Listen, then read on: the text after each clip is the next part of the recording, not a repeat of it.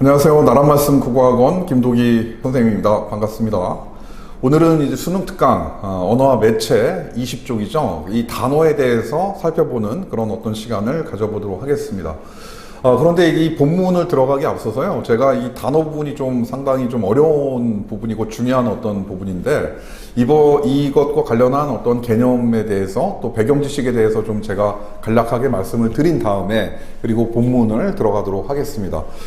자, 그럼 이제 먼저 단어에 대한 어떤 개념을 좀 먼저 말씀을 좀 드릴까요? 그러면 이 단어라고 하는 것은, 이 단어라는 것은 형태소나 또는 형태소의 결합형 중에서 자립하여 쓸 수 있는 그런 말이다. 그래서 자립하여 사용될 수 있는, 쓸 수 있는 말 또는 말의 단위, 이렇게 좀 알고 계시면 될 것 같습니다. 그런데 여기에서 좀 여러분들이 좀 알아두셔야 될 것은, 이 조사, 이 조사는 자립성이 없으나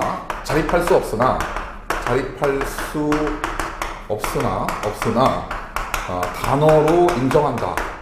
이것도 같이 암기를 좀 해 두시면 좋을 것 같습니다. 그러니까 예를 들어서 여러분들 이 단어를 구분하는 어떤 방법, 팁을 좀 드리면, 어절을 파악하면 되는 거거든요. 그 다음에 어절을 파악한 다음에 그 문장에서, 어떤 문장에서 어절을 파악하고 나서 거기에 포함되어 있는 조사를 이렇게 헤아리면 단어를 우리가 구분해낼 수 있습니다. 즉, 단어의 개수는, 어떤 문장에서 단어의 개수는 어절의 숫자에 조사의 개수를 더하면 되는 거거든요. 예를 들어서 철수가 어제 서점에서 책을 샀다 같은 경우에, 이것을 단어를 이렇게 구분하기 위해서는 먼저 어절을 파악하면 됩니다. 철수가 1어절, 어제 2어절, 서점에서 3어절, 책을 4어절, 샀다 5어절로 되어 있지 않습니까?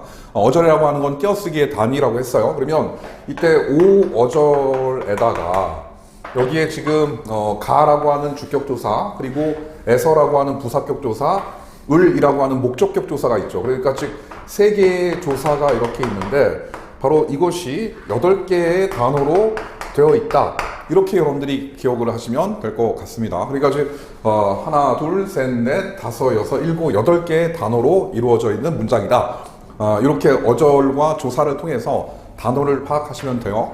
자, 그러면 이제 다음으로 또 이 단어를 이해하는 데 있어서 기본적으로 또 중요한 어떤 개념이 3가지가 좀 있습니다. 하나는 어근이라고 하는 개념이고요. 두 번째는 접사, 그리고 이제 세 번째는 직접 구성 요소라고 하는 이 개념, 이 3가지에 대해서 말씀을 좀 드리고 또 들어가도록 하죠.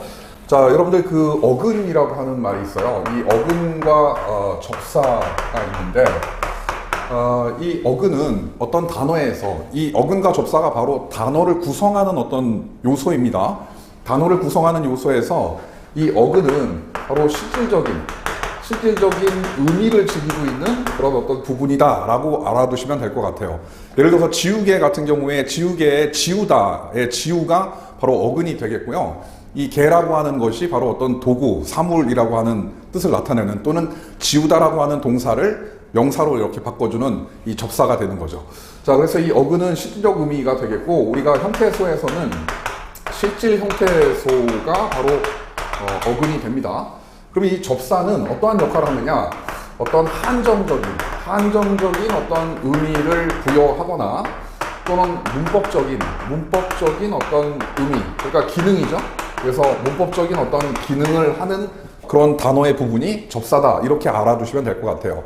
예를 들어서 이제 맨손 같은 경우에 이 맨이 이제 접두사가 되는데, 뭐 손에 장갑이나 천을 두르지 않은 그런 어떤 상태를 의미한다라는 한정적인 의미를 부여할 때 이 맨이 또 들어온다거나, 아니면 여러분들 이희리기 같은 피동접사 전미사라고 하죠. 아니면 이희리기 우구추 같은 사동접사 전미사 기억하시죠?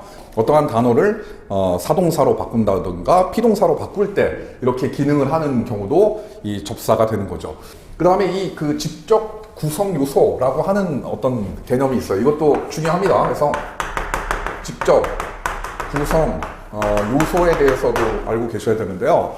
어떠한 단어가 있을 때 그 단어를 딱 한 번만 의미적으로 딱 한 번을 나눴을 때 나눠지는 그 두 부분, 그것이 바로 직접 구성 요소다라고 기억을 하시면 될 것 같아요. 그러니까 예를 들어서 여러분들 그 돌다리가 있죠? 그러면 이 돌다리를 의미적으로 딱 한 번만 나누자라고 하면 어떻게 나눌 수 있습니까?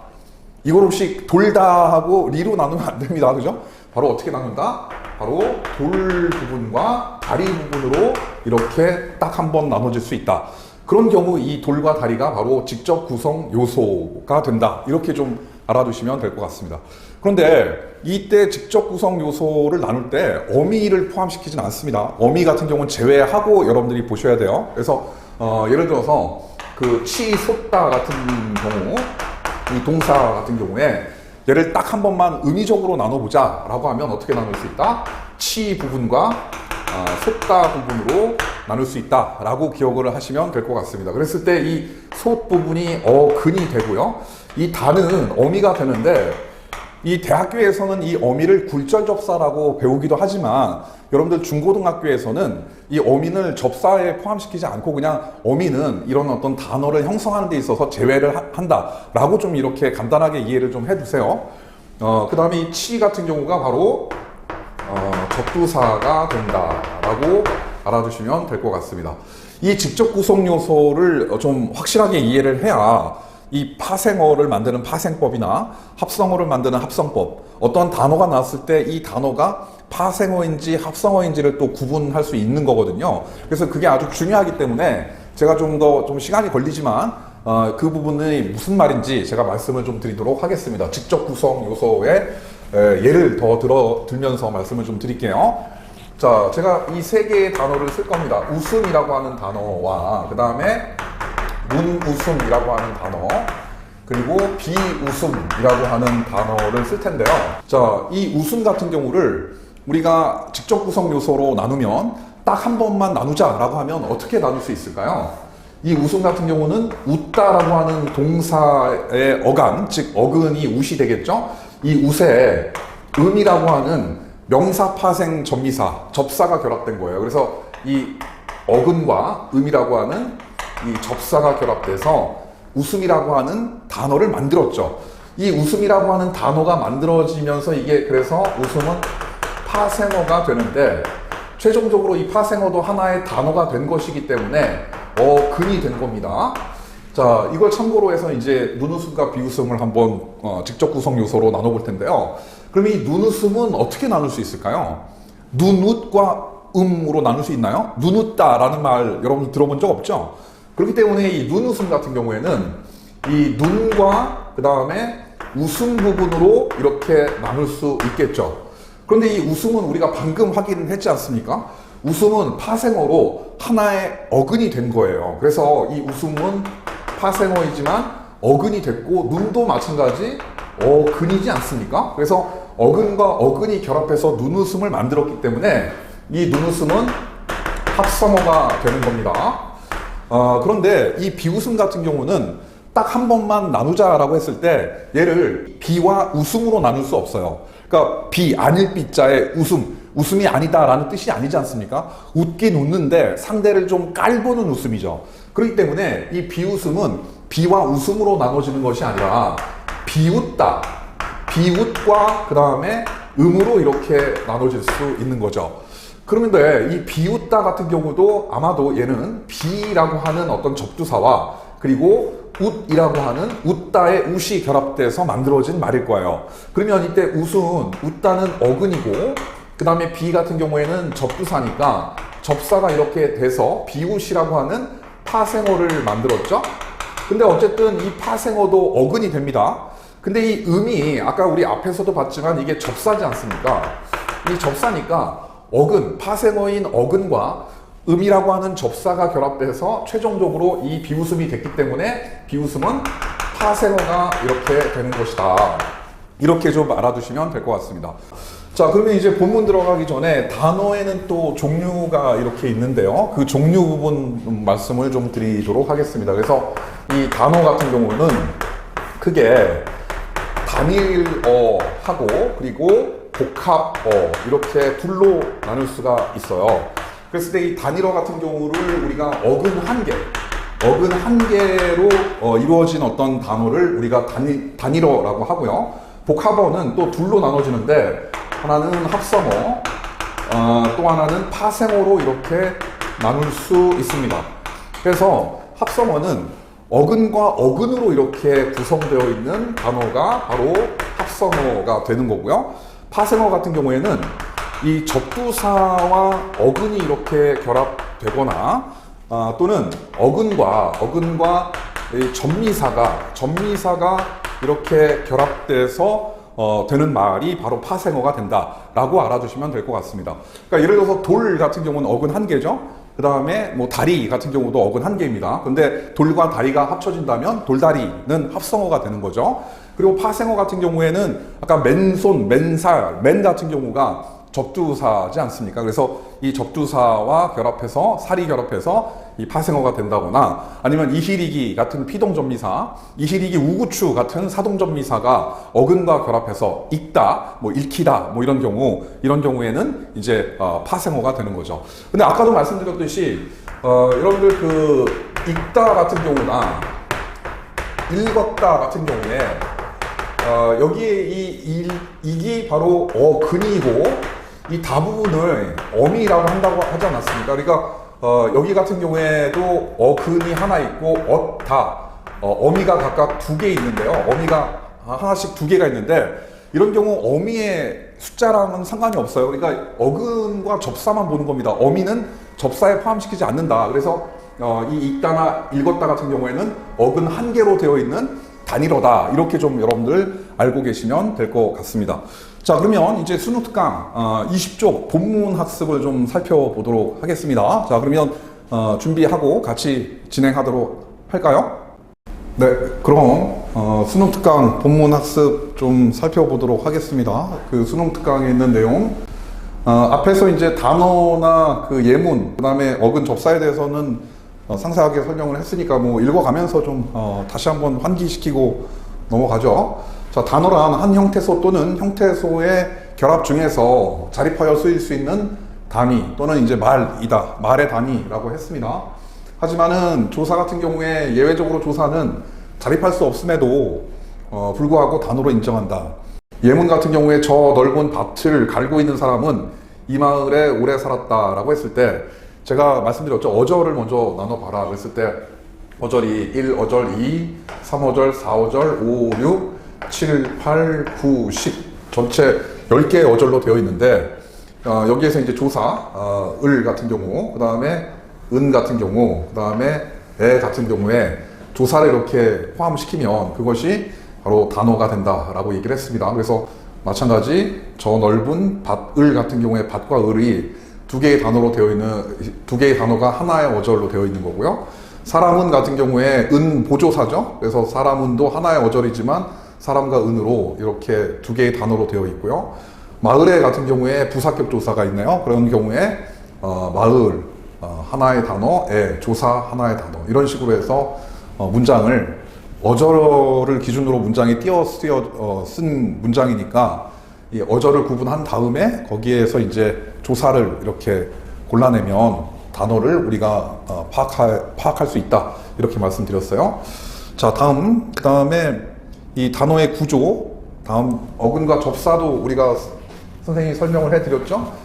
그랬을 때 단어의 실질적인 의미를 나타내는 부분을 어근이라고 한다라고 했습니다. 그랬을 때 헛소리 같은 경우에 헛소리를 직접 구성 요소로 나눠보면 헛과 소리로 나눌 수 있는데 이때 소리가 어근이 되고요.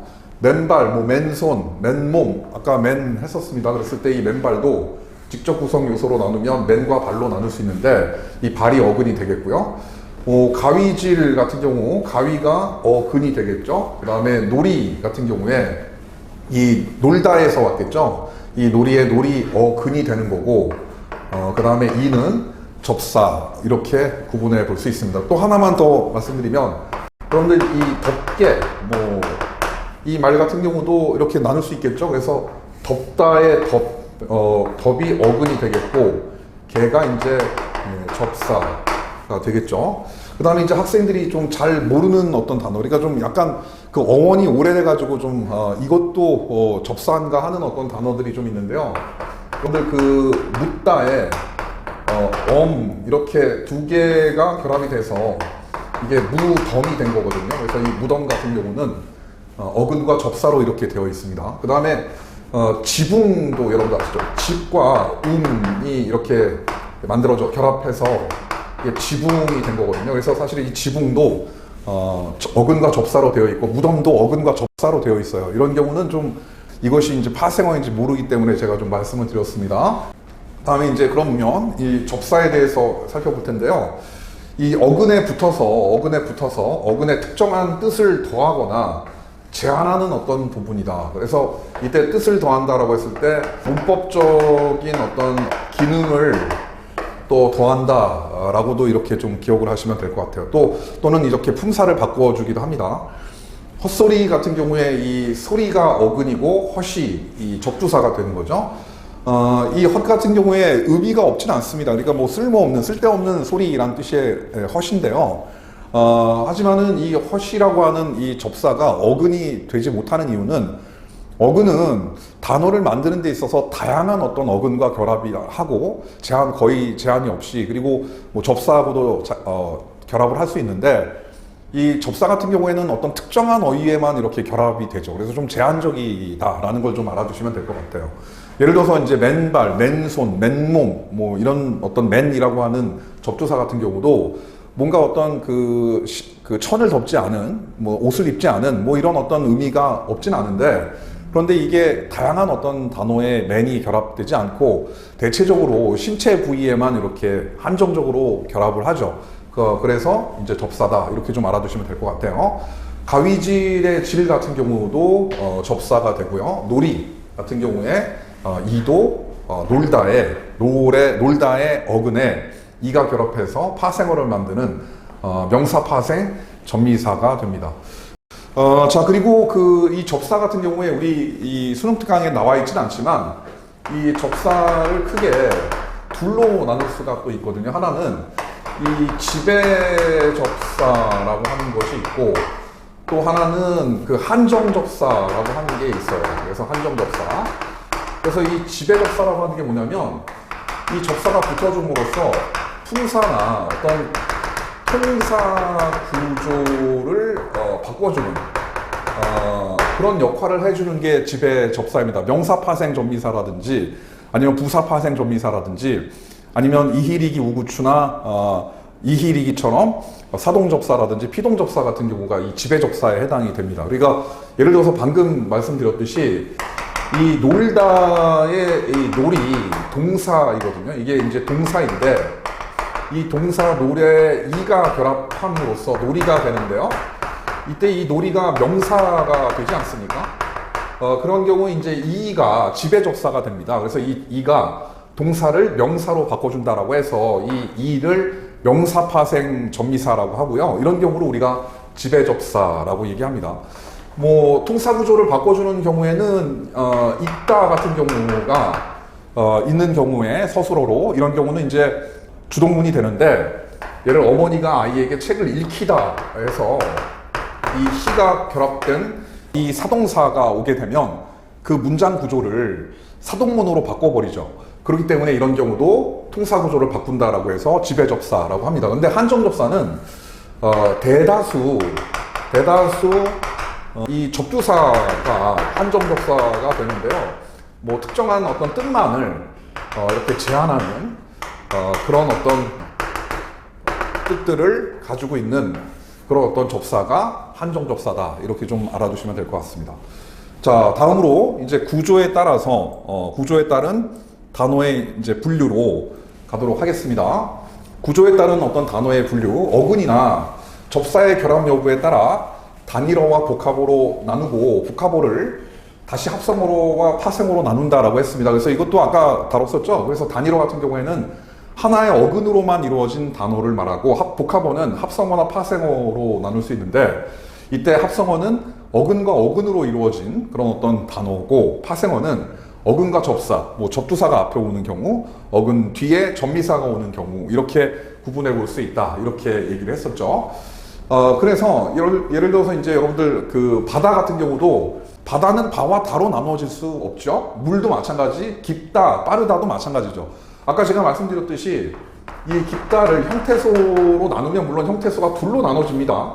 그래서 이 깊 같은 경우를 우리가 어간이라고 하고 다를 어미라고 하는데 이 어간 부분이 어근인 거죠. 그런데 이 어미를 우리가 우리 고등학교, 학교, 중고등학교 문법에서는 굴절 접사라고 하지 않고 그냥 어미라고 하고 이것을 접사라고 하지 않는다고 했습니다. 그러니까 이 깊다 같은 경우에는 어근 하나로 되어 있는 단위로가 됩니다. 빠르다도 마찬가지죠. 빠르가 어간이면서 어근이 되는 거죠. 그래서 이 빠르다 같은 경우도 이 빠르가 어간이면서 용언에서 활용할 때 변하지 않는 부분 어근이 되고 어근 한 개로 되어 있는 이 단은 어미고요. 그래서 단위로가 된다. 이렇게 좀 알아두시면 될 것 같습니다. 이 다음은 이제 합성어를 이제 볼 텐데요. 이 합성어에서 단어를 직접 구성 요소로 분석했을 때 둘 다 어근인 단어다. 그래서 직접 구성 요소 또 나오죠. 중요합니다. 자, 집밥 같은 경우를 집과 밥으로 이렇게 나눌 수 있죠. 딱 한 번 나눴을 때 의미적으로 나눴을 때 집과 밥으로 나눠지고 집과 밥 모두 어근이다. 잘못도 마찬가지입니다. 잘도 부사고 못도 부사예요. 그래서 부사로 이루어졌는데 어쨌든 두 개의 단어, 두 개의 어근으로 이루어져 있는 그런 합성어가 되네요. 자, 그럼 파생어 이제 볼 텐데요. 파생어는 단어를 직접 구성 요소로 분석했을 때 둘 중 하나가 접사인, 뭐 앞에 접두사가 오는 경우 또는 뒤에 접미사가 오는 경우가 있다라고 했죠. 헛돌다 같은 경우에 헛돌다, 그러니까 이 좀 자세하게 쓰면 헛돌다는 이 헛돌다의 헛돌이 어간이에요. 용언이 활용할 때 변하지 않는 부분이죠. 그래서 다는 어미가 되는데 이 헛돌을 또 둘로 나눌 수 있죠. 이 돌다의 돌이 바로 어근이 되고 헛 같은 경우에는 이 돌다의 의미를 한정해주는, 그래서 의미를 한정해주는 접두사가 이렇게 됩니다. 그랬을 때 형태소는 세 개인데 접두사와 어근으로 이렇게 되어 있기 때문에 파생어다라고 이렇게 보시면 되겠고요. 빼기, 더하기, 빼다. 여러분들 더하다, 빼다라는 거 알고 계시죠? 그러니까 이 빼다 같은 경우 동사가 되는데 이 빼다의 빼라고 하는 어근에 뭐뭐하 기가 결합이 됐죠. 이 기가 이제 접사인데 이 빼기라고 하면서 얘를 명사로 만들어줬죠. 그래서 이 빼다라고 하는 동사를 기라고 하는 명사 파생 전미사가 결합을 해서 빼기라고 하는 명사를 만들었습니다. 그러니까 이 기 같은 경우에는 또 아까 우리가 잠깐 배웠듯이 지배 접사에 해당이 되겠죠. 자, 그 다음에 여러분들 그 모의고사에서나 아니면 시험에서 가끔 나왔을 때 좀 헷갈리는 거 좀 하나만 좀 제가 설명을 좀 해드릴 텐데, 여러분들 그 날짐승이라고 하는 단어가 있어요. 날짐승. 그 다음에 여러분들 익히지 않은 날생선. 이랬을 때 이 날짐승과 날생선은 하나는 합성어고 하나는 파생어가 됩니다. 여러분들 한번 생각해 보세요. 어떤 게 합성어가 될까요? 그렇죠. 바로 앞에 있는 날짐승이 합성어가 되고 뒤에 있는 날생선은 바로 파생어가 됩니다. 자, 그래서 이 날짐승을 직접 구성 요소로 한번 나눠보면 딱 한 번, 의미적으로 한 번 딱 나눴을 때 나눠지는 두 부분이 이제 직접 구성 요소라고 했지 않습니까? 그랬을 때 날짐승을 나누면 이 날다, 날과 이렇게 짐승으로 이렇게 나눌 수가 있어요. 근데 이제 이 날짐승 같은 경우에 날 같은 경우가 또 이 날다의 동사의 어간과 관형사형 전성어미 리을로 또 이렇게 나눠질 수 있거든요. 그래서 이 어쨌든 이 리을은 관형사형 전성어미니까 어쨌든 이 날다라고 하는 어근과 그 다음에 짐승이라고 하는 어근이 결합되어서 만들어진 얘는 합성어가 되는 겁니다. 그런데 이 날생선 같은 경우도 물론 날과 생선으로 이렇게 나눠지는 건 맞는데요. 이때 날이라고 하는 것이 여기처럼 어떤 특정한 의미를 지니고 있는 동사나 형용사 또는 어근이 아니라 이게 익히지 않은이라고 하는 한정적 의미를 지니고 있는 접두사가 됩니다.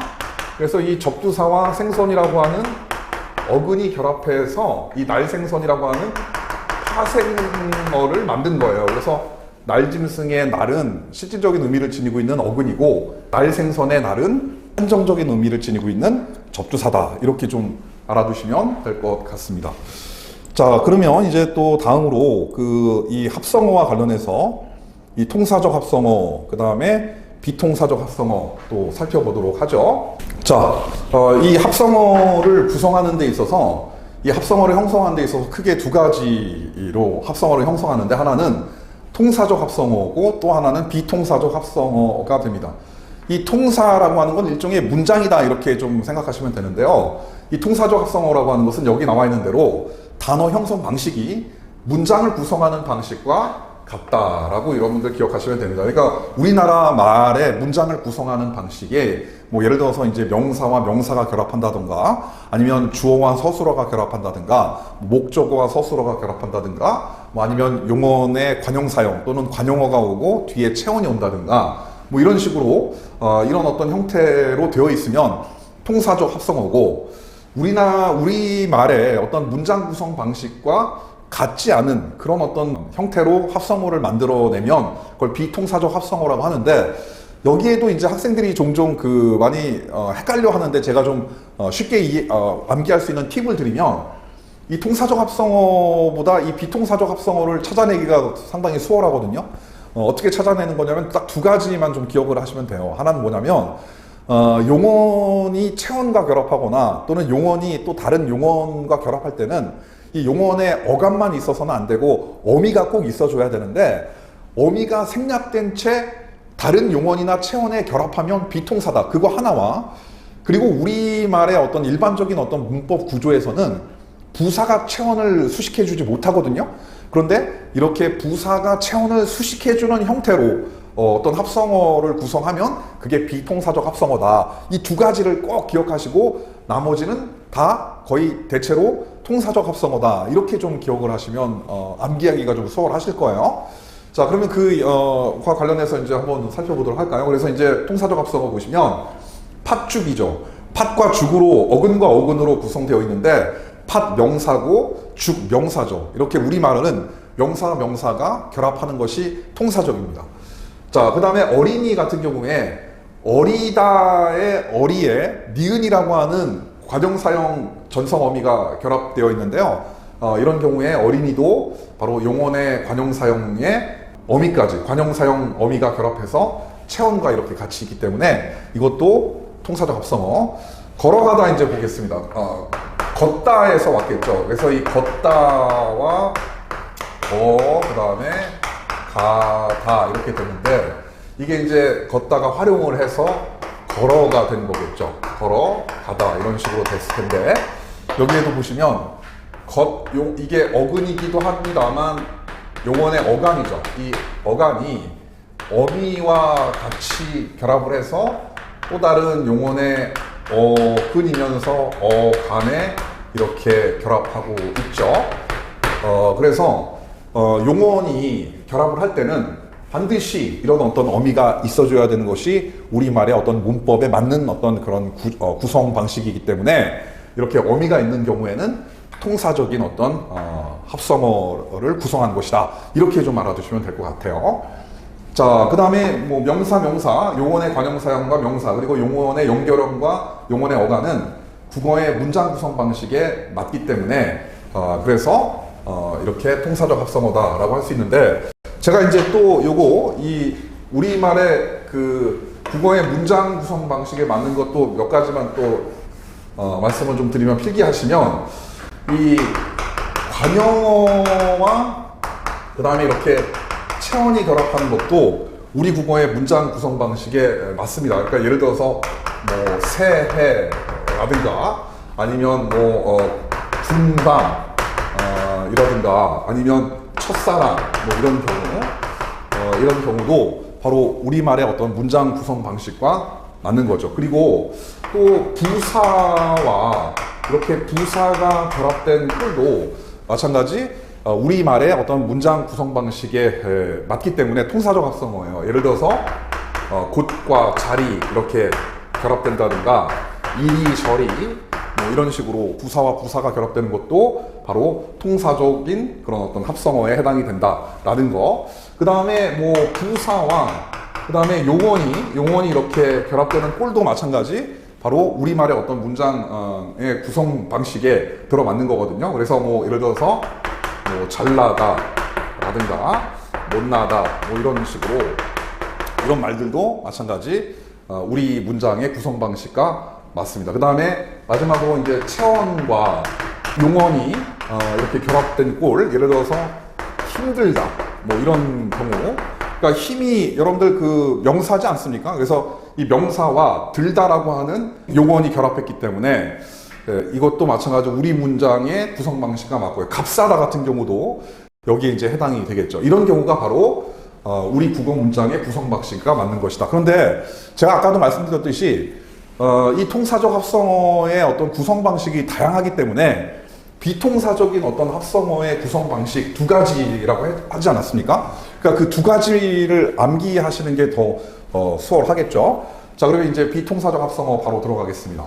단어의 형성 방식이 우리말의 문장 구성 방식과 같지 않은 합성어를 말한다. 그러니까 즉 여기 나왔는데요. 국어의 문장 구성 방식에 맞지 않는다라는 거죠. 즉 둘로 이렇게 그 정리해 볼 수 있는데 용언의 어간이 어미 없이 명사나 또는 다른 용언의 어간에 이렇게 결합되는 경우, 그런 경우에 바로 비통사적 합성어고, 또는 이 명사를 꾸며주는 어떤 성분이 부사가 올 수 없는데 부사가 오는 경우에 이렇게 비통사적 합성어다. 한번 보도록 할까요? 그래서 접칼 같은 경우에 보시면 이게 접칼이 접다에서 왔잖아요. 그래서 이 접다에 접이 왔는데 이 접이 근이면서 동시에 간이죠. 그런데 이 어간에 어미가 없이 다른 어근에 결합을 하고 있잖아요. 그러니까 용언에 어간이 오면 어미가 있어야 되는데 그 어미 없이 결합했기 때문에 비통사가 되는 거예요. 그래서 얘를 뭐 이런 말은 없습니다만 통사적으로 바꿔준다면 접는 칼 뭐 이런 식으로 하는 단어가 있다면 그 단어는 이제 통사적 합성어가 되겠죠. 자, 다음 건불다도 마찬가지입니다. 건불다를 우리가 이제 직접 구성 요소로 나누면 건불다 같은 경우가 검다와 검과 북다로 이렇게 나눌 수 있지 않습니까? 근데 이 건불다의 검이 검다잖아요. 근데 이 검다의 검이 근이면서 용언의 간인데 어간만 왔지 여기에 어미, 다른 용언과 연결해주는 어미가 없습니다. 그러니까 뭐 검고 불다, 고가 없잖아요. 그렇기 때문에 용언의 어간과 어간이 바로 직접적으로 결합했기 때문에 이게 바로 비통사적 합성어다. 이렇게 보는 거고요. 그리고 보슬비 같은 경우에 보슬이 바로 이제 부사가 됩니다. 우리말은 부사가 체언을 꾸며주는 경우가 아주 극히 드물죠. 이제 그런데 이렇게 부사가 체언을 꾸며주는 어떤 형태. 이게 이제 이거 보슬비 말고도 예를 들어서 뭐 산들의 산들바람이라든가 그 다음에 뭐 척척박사, 뭐 척척박사 같은 경우. 그래서 이 바람이나 박사가 모두 체언인데요. 이 산들이나 척척은 이것이 이제 다 부사가 돼요. 그래서 이 부사 같은 경우가 이 체언을 꾸며주는 경우도 비통사적 합성어다. 이렇게 좀 알아두시면 될 것 같습니다. 그 다음에 비통사적 합성어 중에서 뭐 여닫다라든가 열고 닫다가 아니라 여닫다 뭐 이런 경우도 마찬가지 비통사적 합성어에 해당이 되고 우짓다, 뭐 뛰놀다 뭐 이런 어떤 다양한 단어들이 있죠. 뭐 뛰놀다 같은 경우에 보면은 뛰다, 놀다 이렇게 결합되어 있는데 뛰가 용언의 간이면서 실질적인 형태소인 어근인데 이 놀이라고 하는 면서 간과 이렇게 결합을 할 때 어미 없이 그냥 바로 결합이 됐기 때문에 비통사적 합성어다. 이렇게 이제 여러분들 이해하시면 될 것 같습니다. 자, 그러면 이제 마지막으로 그 파생어의 형성 부분에서 이제 파생어 부분을 살펴보도록 하겠습니다. 이 파생어는 뭐 접두 파생어나 접미 파생어가 있죠. 그래서 이제 접두 파생어는 어근의 앞에 접두사가 이렇게 결합한 게 접두 파생어가 되죠. 뭐 헛기침의 헛, 뭐 헛수고 헛, 뭐 헛디디다의 헛 같은 경우가 바로 접두파생어가 되고, 뭐 군침, 뭐 군소리, 군 식구에서 뭐 약간 좀 쓸모없는 뭐 이런 어떤 의미를 지니고 있는 군이라고 하는 접두파생어도 있습니다. 그 다음에 뭐 예를 들어서 이제 돌배, 돌미나리. 그래서 이 돌 같은 경우에도 약간 야생애라고 하는 어떤 의미를 뭐 지니고 있는 그런 어떤 접두사가 있고요. 그 다음에 뭐 개살구, 뭐 했을 때 이 개 같은 경우도 이 접두파생어에 접두사에 해당이 됩니다. 뭐 그 다음에 아까 뭐 맨살, 맨손, 뭐 이런 것도 우리가 살펴봤었죠. 그래서 이 맨 같은 경우에도 접두파생어, 접두사가 되겠고요. 뭐 시아버지, 시어머니, 시아버지, 뭐 시누이, 시어머니 같은 경우에 이 시 같은 경우도 마찬가지 접두사가 됩니다. 뭐 이런 다양한 어떤 접두파생어가 있는데 이게 이제 내신에 나온다면 수능에서는 뭐 이런 거를 다 암기해 줄 필요는 없습니다. 수능에서는 이제 보기가 주어질 것이고 그런 어떤 보기를 통해 가지고 여러분들이 능동적으로 파악을 하면 돼요. 그런데 내신에서는 좀 학교 선생님께서 프린트를 제공해 가지고 외우라고 했다면 뭐 그런 것들은 좀 다 외우셔야 되겠죠. 자, 이제 접미파생어 볼 텐데요. 이 접미파생어 같은 경우에는 어근의 뒤에 붙어가지고 이 결합한 파생어를 말한다. 그래서 이제 질 같은 경우, 뭐 빗질, 걸레질, 도둑질, 뭐 이런 어떤 질도 접미파생어가 되겠고요. 이게 상당히 또 중요하죠. 믿음이나 웃음 같은 경우에 미음 같은 경우가 이게 명사파생 접미사가 되는데 뭐 이런 경우도 이 파생어가 되는 거죠. 뭐 그리고 이제 여러분들 뭐 꾼도 있어요. 꾼, 뭐 쟁이. 그래서 뭐 예를 들어서 구경꾼 같은 경우, 뭐 이런 경우에도 마찬가지 꾼도 접미사가 되겠고요. 그 다음에 한자어의 가 같은 경우도 있습니다. 뭐 전문가, 예술가 같은 경우에 전문가나 뭐 예술가 같은 경우, 이런 가 같은 경우도 마찬가지 이 접미사가 되는 거죠. 자, 그 다음에 이거 말고도 뭐 답 이런 경우, 답이라든지 뭐 스럽 이런 경우도 접미파생어가 있습니다. 그러니까 예를 들어서 학생, 답다 같은 경우에 이 학생이 이게 명사지 않습니까? 그런데 이 명사에 답이 결합을 하게 되면 이게 형용사로 만들어지는 거거든요. 그래서 학생답다는 형용사가 되죠. 그래서 이 답 같은 경우는 우리가 형용사 파생 접미사라고 얘기합니다. 그 다음에 이제 이런 어떤 것들 말고 오늘 이제 최종적으로 마지막으로 이렇게 말씀드릴 것이 미음과 관련해서 시험에 종종 잘 나오는 어떤 파생접미사가 있는데 이 파생접미사하고 이 명사형 전성어미하고의 어떤 구분하는 어떤 방법, 그거를 좀 제가 말씀을 좀 드리면서 오늘 수업을 좀 마무리할. 자, 여러분들 이 꿈이라고 하는 단어가 있어요. 이렇게 꿈이라고 하는 단어가 있는데 이 꿈이라고 하는 단어는 이게 품사의 통용이라고도 하는데요. 이 꿈이라고 하는 단어는 이게 명사인 경우도 있고요. 이게 이 동사의 명사형인 경우가 있다. 품사가 이렇게 다른 경우가 있다. 그런데 이 구분은 이 꿈이라고 하는 단어 혼자만 딱 두었을 때 파악하기는 힘들어요. 이것이 이제 문장 속에서 어떻게 기능하냐에 따라서 이것이 동사인지 명사인지를 구분할 수 있거든요. 그래서 이제 이 꿈 같은 경우에 명사인 경우에는 얘가 이제 파생어가 되고요. 이 꿈 같은 경우에 동사인 경우에는 이 꾸다에 미음이 결합되는데 얘는 어미가 되는 거고, 꿈 명사인 경우에는 마찬가지 꾸다라고 하는 어근에 미음이라고 하는 얘가 명사파생 접미사가 이렇게 결합된 거거든요. 그래서 이때 미음이 형태는 같으나 문법적인 어떤 역할과 명칭이 다릅니다. 그런데 그걸 어떻게 구분할 것이냐? 여러분들 이 동사 같은 경우에는 서술성이 있다라고 하는 걸 좀 기억하시면 되겠고요. 이 명사 같은 경우에는 명사 체어는 관용사나 관용어의 수식을 받는다라는 게 바로 이 두 가지가 이 둘을 구분하는 팁이 됩니다. 그래서 제가 하나의 어떤 예문을 한번 써볼 테니까 한번 여러분들이 한번 생각을 한번 해보세요. 봅시다.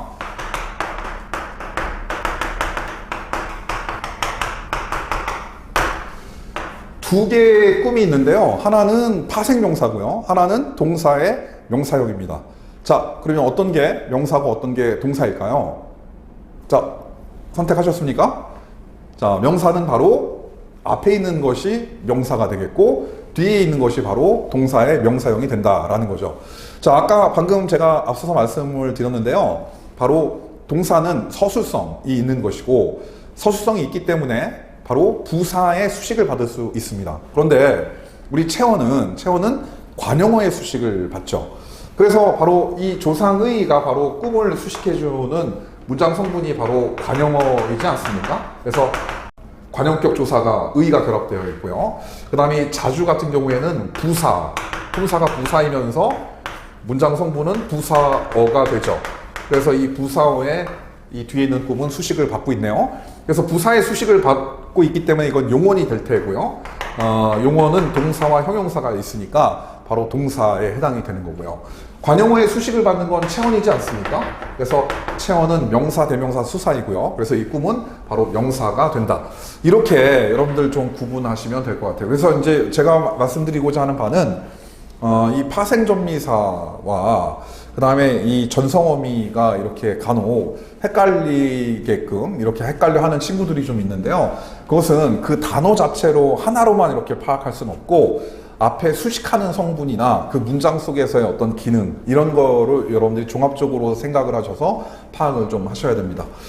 자, 여러분들 좀 상당히 긴 시간 동안에 이렇게 이 단어의 형성법에 대해서 좀 살펴봤는데 여러분들 오늘 수업한 내용을 다시 한번 꼭 복습하시고요. 그리고 관련된 문제를 한번 꼭 풀어보세요. 그리고 관련된 문제를 푼 다음에 다시 좀 헷갈리면 이 영역에 대해서 다시 복습하시고 또 다른 어떤 문제들 풀어보면서 심화하시는 그런 어떤 단계를 좀 거치신다면 이 단어 부분도 완벽하게 좀 이해를 할 수 있지 않을까 좀 싶습니다. 자, 오늘 끝까지 열심히 잘 들어주셔서 감사합니다.